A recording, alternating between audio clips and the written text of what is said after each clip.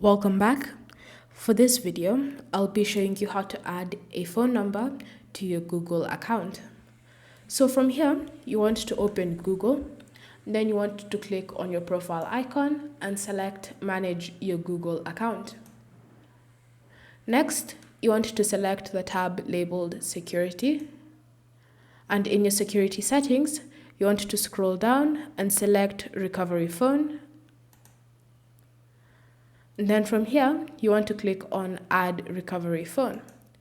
So it will automatically detect your region, and then all you need to do is simply enter in the phone number. Then you want to click on Next, and then ensure that the phone number has been entered in properly. If you feel as if it's not correct, you can just click on this edit icon here and then re-enter the phone number. So once you've confirmed that the phone number is correct, you want to click on Get Code and wait for the code to be sent to that specific phone number.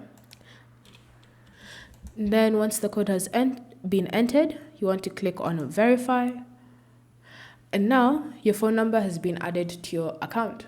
So with this phone number added, if there's any unusual things that are happening in your account or you've gotten locked out, you can easily use this phone number to recover your account. Thank you for watching.